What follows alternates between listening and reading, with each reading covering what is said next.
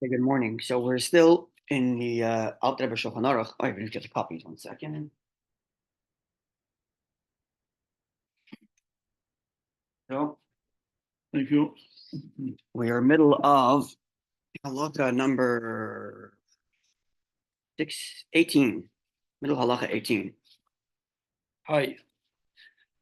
So here. Before that.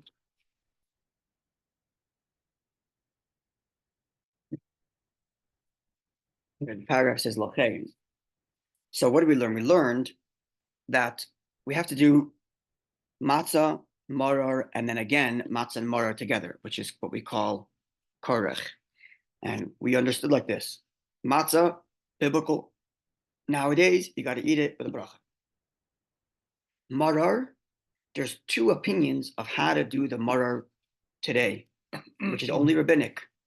And it's rabbinic because it used to be biblical in the times of the Beit HaMikdash, to remember. So there are two opinions of how to do maror today because it's based on the two opinions of how maror would have been done when it was biblical in the temple. Opinion number one is you got to eat the maror alone. Why?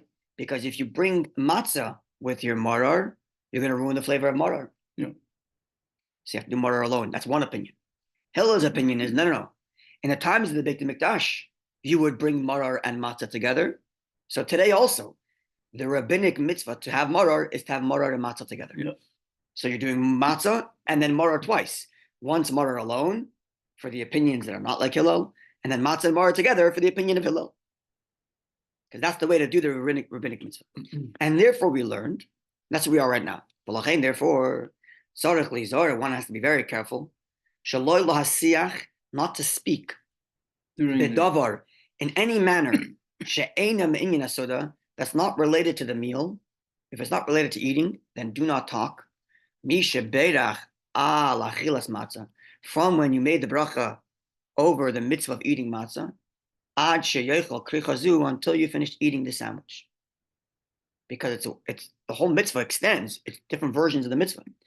Today, so that shetala bracha this bracha should extend this bracha of matzah, thanking Hashem for the mitzvah of matzah, and the bracha thanking Hashem for the mitzvah of maror, gam lekricha zu should also extend to the sandwich, lefi das Hillel, according to Hillel. Because according to Hillel, in order to fulfill the mitzvah of maror today, you have to have matzah and maror. So therefore, the bracha of matzah and the bracha of maror need to extend to your sandwich in order to fulfill the opinion of Hillel, which says that's the way to do the maror nowadays. And therefore, don't talk from when you make the bracha on the matzah all the way till after you eat the sandwich. V'im ava v'sach, but if you did speak, you weren't supposed to, but you did. That ein tzarich lachzer v'levarech al kricha. Don't go make another bracha on the sandwich. Why? Because shema halacha kavedov. Because it's only one opinion that says the proper way to do maror is to eat it with the sandwich, to eat it with the matzah. According to the other opinions, you're not supposed to have the matzah, which means maybe, and because we don't know who the halacha is, we don't know if the halacha follows Hillel or if his friends are, that's what the Gemara told us. Therefore, maybe once you ate the maror, you already fulfilled your obligation, because maybe we follow the other opinions. And if that's the case, when you eat the sandwich and you made another bracha, that would be a wasted bracha. Yeah. And therefore, bracha levatala. And therefore, if you accidentally did speak after matzah and maror bracha, don't make another bracha on the sandwich. So really, the two brachas you made should extend all the way till your sandwich. But if you spoke, don't make a new bracha, because maybe you already did your mitzvah earlier. Okay, now we continue. So this is what we learned yesterday. Now we're continuing. If you went ahead and you accidentally spoke, or you transgressed, you spoke, bein ha-bracha, between the bracha, so you made the bracha on matzah, or you made that bracha on maror, and you spoke matzah, and you spoke after your bracha, but before you ate the relevant item. So you made the bracha on the matzah, and then you spoke before you ate the matzah. You made the bracha on maror, and you spoke before you ate the maror. Then you have to go back and make another bracha. If you spoke about something she'ena me'inyan suda, that's not related to the meal. If you made a bracha, thank you Hashem for the mitzvah of matzah, and you didn't eat matzah, you started having a conversation about something else, and you have to make the bracha again. Just like a person who likes menorah makes a bracha on menorah, doesn't like menorah, goes on, eats a sandwich. If he's going to come back and like the menorah, he's got to make another bracha. So same thing here. He made the bracha on the mitzvah of matzah, didn't eat the matzah right away, make another bracha. Made the bracha thanking Hashem for the mitzvah of maror, but spoke before he ate the maror, new bracha. Of course, you shouldn't do that, but if you did, that's what you have to do. First one is in vain. The first one was in vain, unfortunately. Well, what if there's intent and then you get this distracted? You got to stay focused. Yeah, so it's got to be focused on the meal only. Now, even if what you're talking about is something related to the meal. So let's say you're saying, can you pass the charesis, please? I don't know. Let's say you made a bracha on the maror, and you say, pass the charesis. So the speaking there is connected to your eating. And therefore, when you eat the maror, you don't have to make a new bracha, because even though you interrupted, it was an interruption that was related to the maror. But nonetheless, you shouldn't do that in the first case. Even though if you did, you won't make a new bracha because it's all related to the maror eating. But don't do that to begin with. Do not speak in the first instance. One should not speak from the beginning of the bracha until we finished eating. Now, this is what my father does in my house, this is in my home growing up, and this is what I do at my Seder table. Before we go to wash, I get everybody's attention quietly. I give all the instructions. We're going to wash now. We're going to make an atilas adayim. We're going to come back. You're going to have your matzah set at your place already. And I tell everybody, make sure everybody's prepared before. Make sure they have their matzah prepared, their maror prepared, and their sandwich prepared, all lined up. We give little baggies, a little baggie with matzah, a little baggie with maror, and a little bag with sandwich. So it's all ready before they even go wash. And then I give the instructions. We're going to go wash now. We're going to make an atilas adayim together. Then I'll stand by the sink helping everybody make the atilas adayim. And then we're going to come to the table. Everybody's going to take their matzah, and together we're going to say hamoitzi. Then we're going to take the maror, hamoitzi, and then we're going to make the bracha, thank you Hashem for the mitzvah of matzah. Then we're going to take the maror, make the bracha there. Then we're going to take the sandwich, say the statement that says this is what Hillel used to do, and eat the sandwich. And I tell them before that we're just going to go in order because we're not speaking. And everybody knows, everybody sits quietly, make the bracha, we go through the whole process. But like this, you're prepared before, you avoid conversation, and this is what we learned over years. My parents got the system down, where Erev Pesach, we make a bunch of little baggies with matzah, with maror, and with sandwich. And then before washing, everybody gets their 3 bags. And that way they know what they have. Here's item 1, matzah, item 2, maror, and 3 sandwich. And it goes smoothly. You save yourself, I don't know how much time passing around the maror and passing around the matzah and the charesis. And you also save the problem of talking. I do have, I don't. It's all prepared before. Instructions are given before we wash, and everybody sits down, goes through the whole process. Okay, now it continues. Variation is in. There are those who have the custom to be very careful. In this manner, in this regard, not to speak about anything that isn't related directly to the meal. From when he made the bracha thanking Hashem for the mitzvah of matzah, until he eats the afikoman. The afikoman is after the meal. That means there are these people who don't talk during the meal except for anything related to the meal. Pass the salt, pass the soup, give me a spoon. That's all they say. No conversations about how life is going. No conversations, not even about the Haggadah. Why? So from the beginning of the meal, from they have matzah, till after they have afikoman, no conversations unless it's connected to the meal. Why do they do that? Because they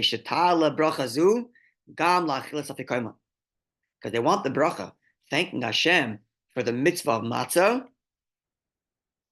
which they made at the beginning of the meal. They wanted to extend all the way to the afikoman,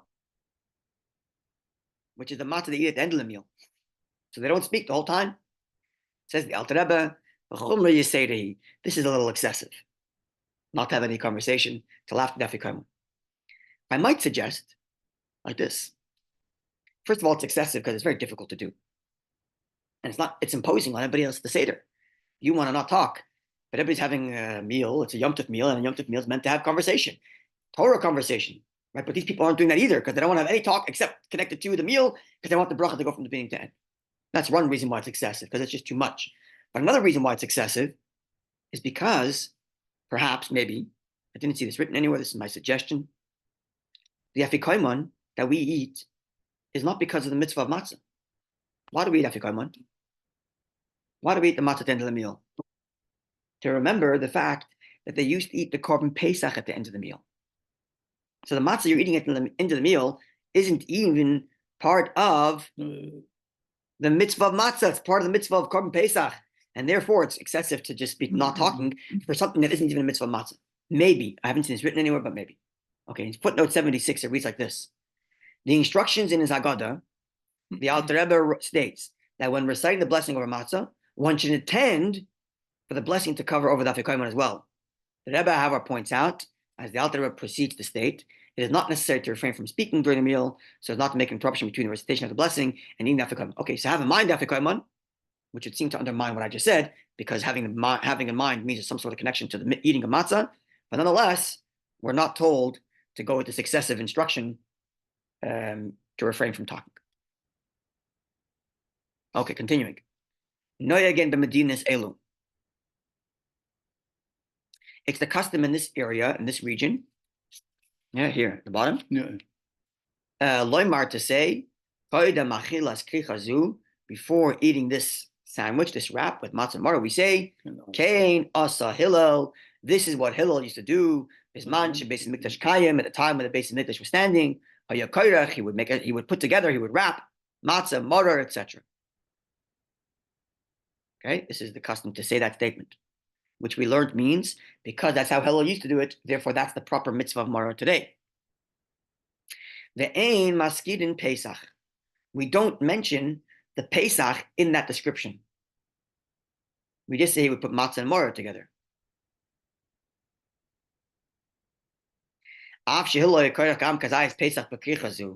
Even though Hillel also included in his wrap some of the korban Pesach too, but we don't make mention of that. Nonetheless, because we are saying this is how Hillel did it, Pesach, and we don't have Pesach. So to say this is how Hillel did it and mention Pesach without having Pesach makes a statement funny. So therefore ignore that part of the Pesach. Just say Hillel used to put matzah and mar together, which is technically true. And that's what we're doing. Therefore, in Maskir and Oisi, we make no mention of the Pesach offering. Nonetheless, Hamaskir, if you happen to have mentioned in your Kenos Hillel, Pesach, matzah, and marar, Pesach as well, you didn't lose out, because at the end of the day, that's what Hillel used to do. He used to put the marar, the Pesach offering in there as well. Let's see what footnote 79 says. Take some time to pop up. What do we have in 79? Let's see. Sorry.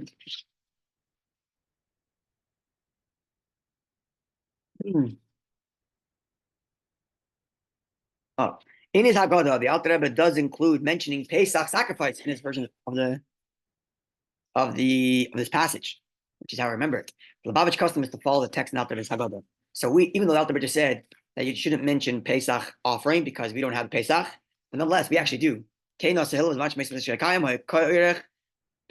matzah mara. We actually do mention Pesach in describing what Hillel used to do, even though in the Shulchan Aruch the Alter Rebbe writes that it doesn't have to be done. But actually, our custom is to include Pesach in the description of what Hillel used to do, because it's more accurate as to what Hillel used to do, even though we're not doing it, because we don't have korban Pesach today, obviously.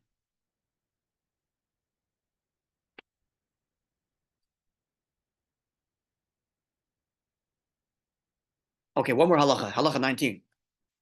Halacha Yutes. Yeah, next page. Amarar shel krichazu, the morar of this sandwich. Next page. Halacha 19. Next page. That's right.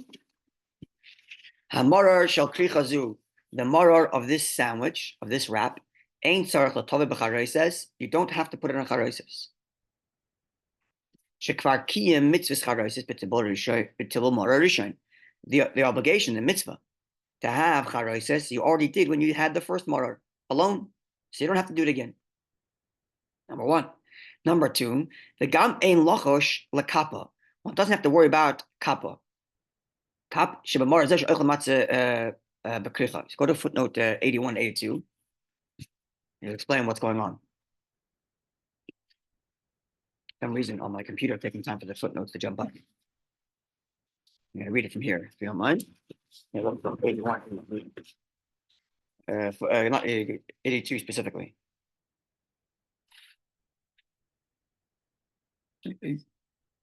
Okay.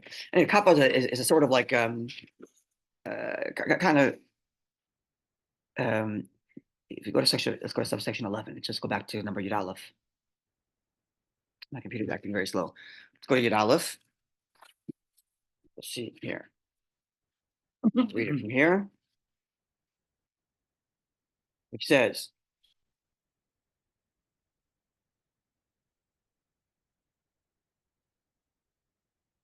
yeah, kappa is a kind of worm that would infest marar, and the charesis would kill it off.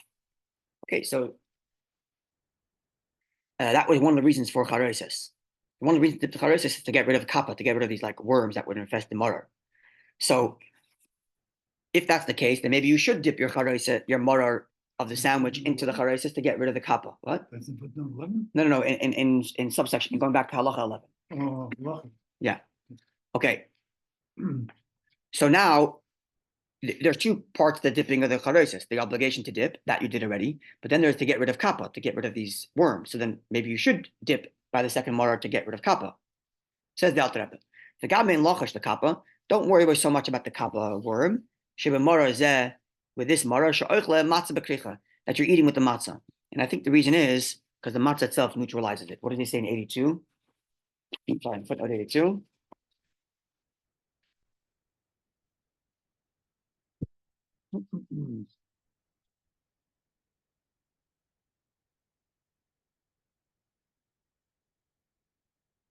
Yeah, the matzah would neutralize it. That's right. Okay. So therefore, according to this opinion, there's no reason to dip your marar of the sandwich into charesis. First of all, you already did the dipping. Number two, the kappa is neutralized by the matzah. Okay. There are others that disagree, and they say that you do have to dip again in charesis. Why? Because this sandwich is this sandwich is because you're trying to do the marar the way Hillel used to do it. And when did Hillel put the charesis? When he would have the marar in the sandwich. So if we're trying to do the marar the same way Hillel did it when he had it, then when he would have a sandwich, he would have charesis. Then we should also have the charesis because we're trying to do it the same way he did.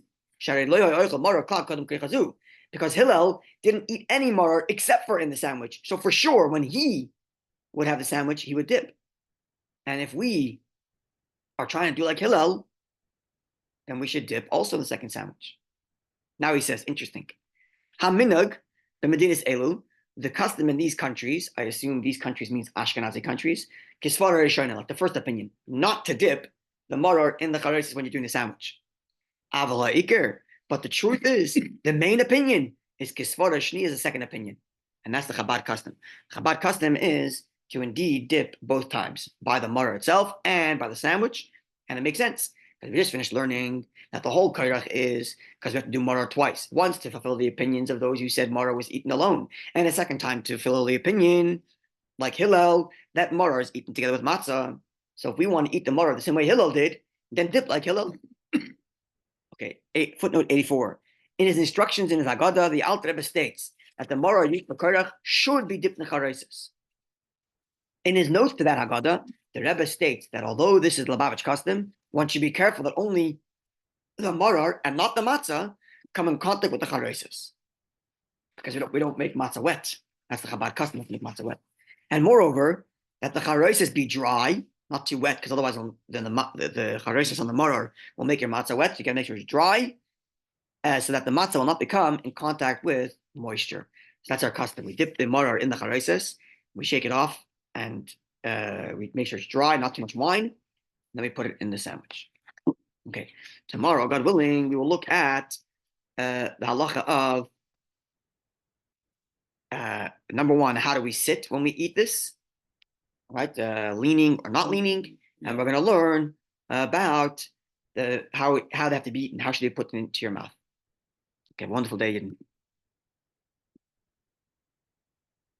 Mother used to make